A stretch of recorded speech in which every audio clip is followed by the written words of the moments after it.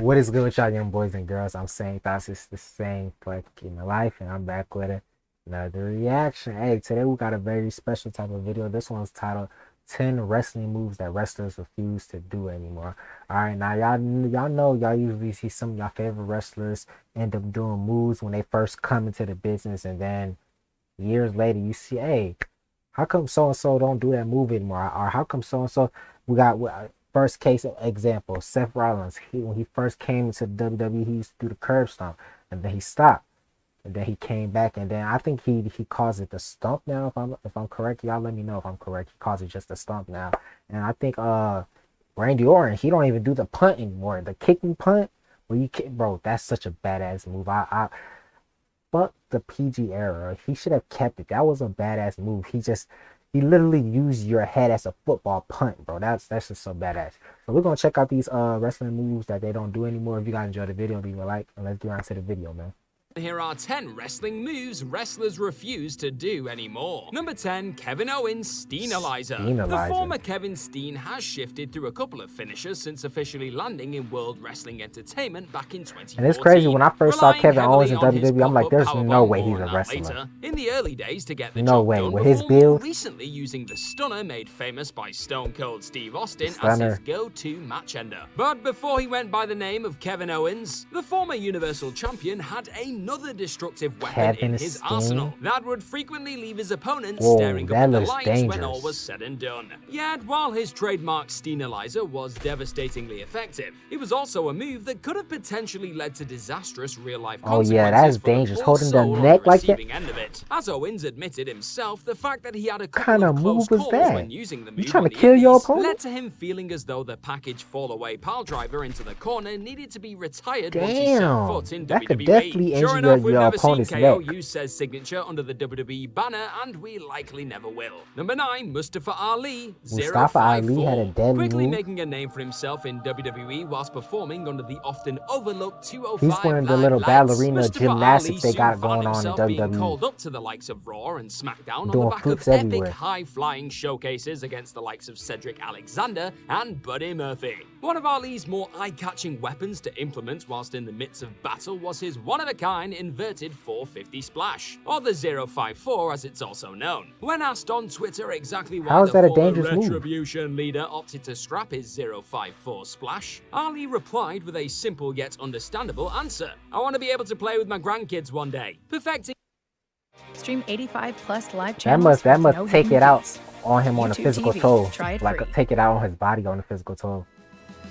These double ass have got to stop. Jesus Christ, man.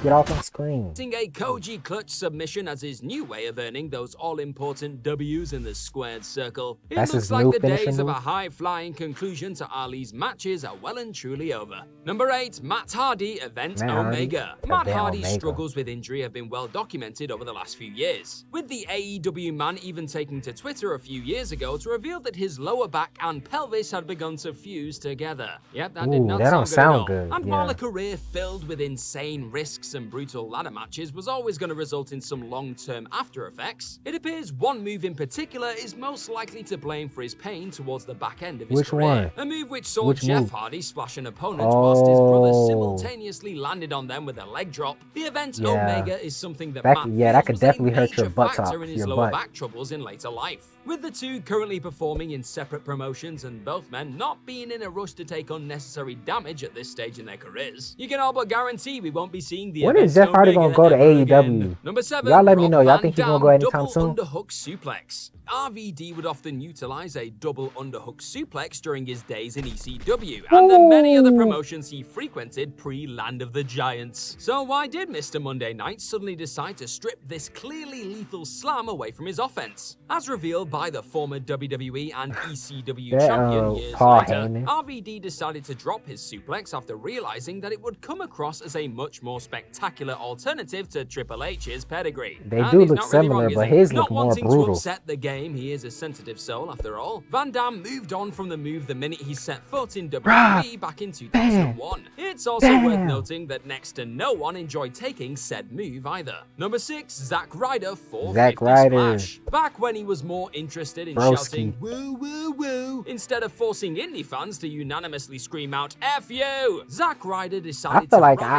got the broski lingo from ZACK RYDER. I don't know anybody who was saying broski before ZACK RYDER. Monday Night Raw. Ryder pulled out all the stops, including an insane 450 splash off the top. I like that finisher However, he had. this all-or-nothing attack seems to have left a sour taste in the star's mouth, evidenced in his response to a fan recently unearthing his rare use of the maneuver on Twitter. Getting straight to the point, Matt Cardona's response of never again tells you all you need to know about his feelings towards the flipping splash. Though the fact he ultimately failed to connect with why do a lot of wrestlers hate flying splashes? Is likely another reason he's in no rush to dust it off. Probably because they could get a long-term injury for it. UFO. Cesaro and Seth Rollins stole the show on night 1 of WrestleMania 37, with the former Ring of Honor stars putting on a true showcase of supreme athleticism. It was the Swiss Superman's decision to whack out one of his old favorites that had those in attendance unashamedly begging for more. However, those angling for the SmackDown star to reinstate the UFO as one of his routine signatures may be left feeling a bit disappointed going forward. How does it According look? to the freakishly strong performer himself, it's called UFO for a reason. You don't see those every day, right? It has to be special. After waiting 9 years and for one of the largest stages in recent wrestling history to treat WWE fans to his spinning backbreaker with no hands, the chances of the King of Swings UFO taking off again in the near future. Bro, Cesaro is literally an athlete, bro. Like, literally an athlete. Like, I feel like if you put the belt on Cesaro, you got to keep it on her for a good year and a half, bro, because he could literally do everything. Like, I feel like his wrestling game is top tier, bro. Like, who has a best all-around wrestling game than Cesaro? Who? Y'all let me know, because he top tier, bro. It's crazy how he's never been a WWE Number 4, champion. Nikki Bella, Rack Attack. Now, it may have been quite some time since either Bella actually threw down in the middle of the squared circle. However, rumors have recently been swirling that despite both giving birth in August of last year, the now WWE Hall of Famers are gearing up for a return later on in the year. Really? So with that Again? in mind, now feels like as good a time as any to discuss exactly why Nikki Bella hasn't been spotted punishing foes with her once tried and tested Rack Attack during her last run in the company. Definitely the former people with Divas that. champion picked up many a victory with her Argentine backbreaker. That look like that could injure somebody's back Yet and when neck. Nikki went down with a neck injury in 2015, it was reported that the star performing this finisher night after night was largely to blame for her eventual neck troubles. It was also said that doctors advised the Total Bella star to refrain from using the move upon her comeback to in-ring action. So when Nikki did finally make her long-awaited return in 2016, it came as little surprise to see that she'd spent her time away working on a new, less strenuous Rack Attack 2.0 finisher. I like that one Number better. 3, Seth Rollins, Pedigree. For the duration of Rollins' time, Wait, he don't do it no more? I thought he still does it. Underhook facebuster, it always felt as though the architect was being overshadowed by his authority ally. And despite being an unquestionably talented performer, Rollins just couldn't deliver the move with the same ferocity as the force behind NXT. Rollins clearly agreed as he revealed to the Mirror in 2017, "At the end of the day, I want to be my own performer, and I want to have a finisher that is synonymous with me, not my mentor." One random pedigree at Clash of Champions 2019 aside, it now seems as though the star has fully moved on from his time paying tribute to the cerebral assassin. Number 2, hold on, y'all. Didn't Edge just use the pedigree I mean, didn't Seth Rollins use the pedigree on Edge, y'all? Or am I tripping? I feel like he still does that move. Hardy 450 Splash. Jeff Hardy has turned throwing caution to the wind into a career choice over the course of the last 30 years. Man, if you didn't grow up watching Jeff Hardy do these dips and flies off of ladders and just off of high areas, man, I feel bad for you growing up watching this type of WWE. Because Jeff Hardy's a one-in-a-lifetime WWE wrestler, bro. Hardy admitted, "I stopped doing the 450 because I over-rotated and jacked my shoulder shoulder up. On top of being the third person on this list to kick a 450 splash out of their repertoire, Jeff Hardy is a also legend. isn't in a rush to pull off another shooting star press during the remainder of his time as an active performer. Seeing as though the 43-year-old Ain't is too still many happy rappers that, swanton I mean, bombing I off said of rappers. ladders on WWE Ain't too many television, wrestlers it's that safe to I say pay nobody out of will be pocket to clamoring for watch. him to Jeff restore Hardy's either one of of them. those undoubtedly hazardous weapons to his moveset anytime soon. Just wrap the man in cotton wool, damn it. Number 1, AJ Styles shooting Styles press and spiral tap. Unfortunately, time just waits for no man. And Styles has openly admitted that while he'd love to be able to let rip a few of his greatest hits from years gone by, there's a very real risk he could do some serious damage to himself if he were to attempt some of those he used to moves do in a that move? WWE ring today. He stated as such during a Twitch stream in September, saying, "One move I'd like to bring back is the shooting Styles press. I'm just afraid I'd hurt myself doing it. I'm not a young cat anymore." Same deal with the spiral tap. Shooting Styles press and spiral tap he used or to not, do that the move? once-in-a-generation performer can still What? wrestle rings around just about everyone on the Monday Night Raw roster. But how old is AJ Styles? Styles?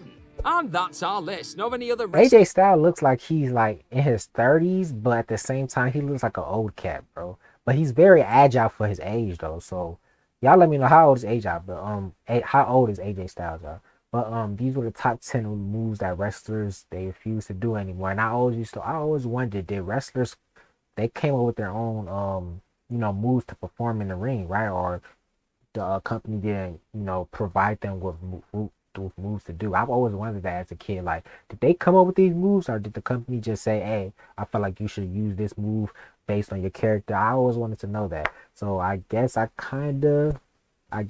they create their own moves because they get to choose if they want to do it or not. I don't know. But if you guys enjoyed this educated video, please leave a like, share, please, because they do help.